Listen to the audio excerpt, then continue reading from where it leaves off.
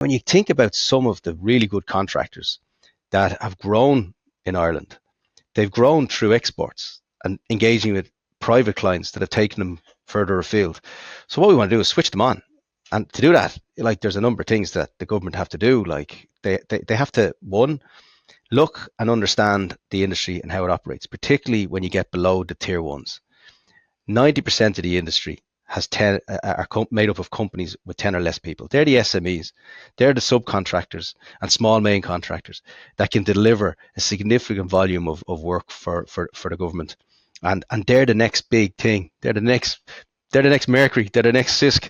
You have to nurture them, and you have to realize that their nature, their business has to be given the opportunity to grow. And the only way you can do that is create sustainable profit margins through less administratively heavily processes to win work, to make sure that you're balancing the risk right.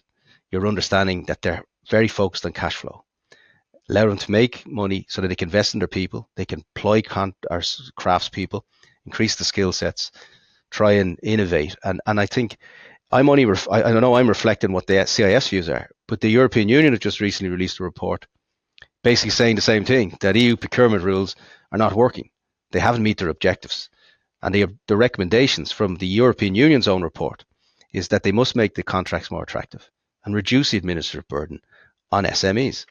And that's really important, I think, because it's important that you're backed up by a report from a state for the European Union as much as you are from what your members are telling you.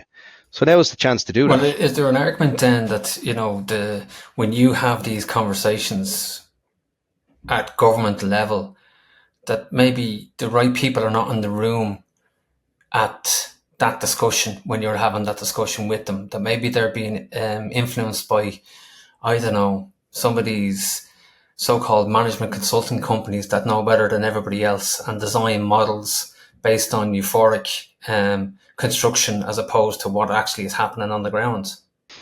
I think you've seen a massive transformation in the industry, say, over 20 years, and some of that has been catalyzed or driven, accelerated by the introduction of the public works contract back in 2008, 2009. That kind of came in right at the property crash and the banking crisis.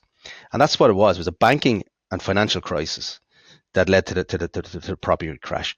But out of that, you had this combination of no work, very bad contracts designed to meet a political end, fixed price lump sum. That was a political concept. It's not a construction concept. Yes, you can have a fixed price lump sum contract for very small, well-defined projects. Great. But when you get into the stuff of building infrastructure for countries, it's much more complex. It's a risk management process. So then you had all that perception of within, I suppose, what you would call official Ireland, that somehow contractors, construction contractors, were were were, were just bad, and they all were, and we all were bad.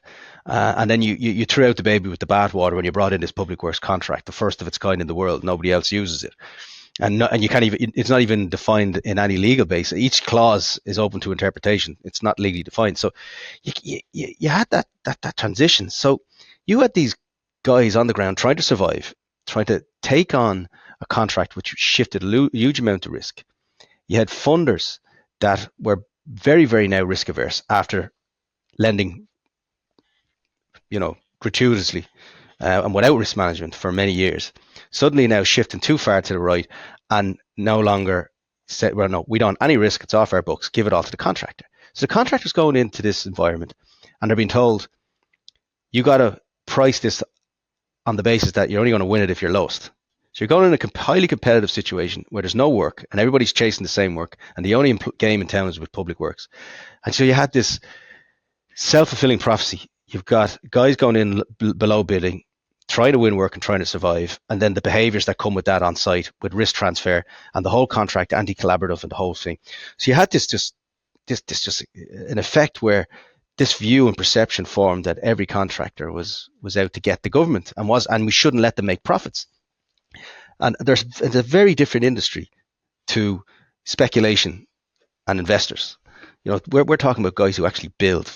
You see the things coming out of the ground. That's what they do. That's what they're experts at. So All that then has led to major challenges around trying to explain now to the new officialdom, because the old officialdom has moved on, but there's still muscle memory there.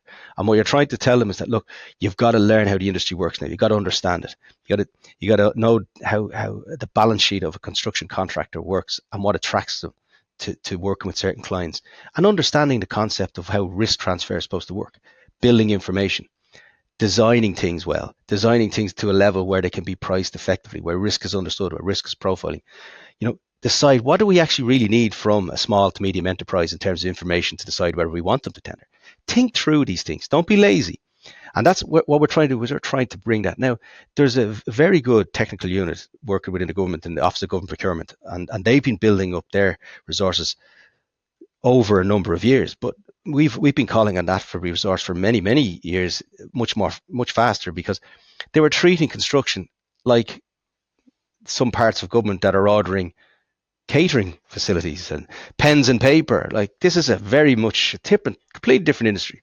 And in fairness, now the government are doing that, and they are trying to look at certain reforms, and things are happening. So I'm not going to knock on government and say they aren't doing something. They are, but it's taken a long time to change the perception, to get the doors to open again. And I think, you know what, it was probably a real catalyst was COVID. The industry really stepped up. They shut us down. We got back up as soon as possible. We've delivered the infrastructure that's currently underpinning the current house development, but we need to build more. It's the infrastructure that our members and the CIF and the small to medium have been building that supported FDI, and then the indigenous supply chains and their factories that go around that have all been supported by the Irish construction industry and SMEs.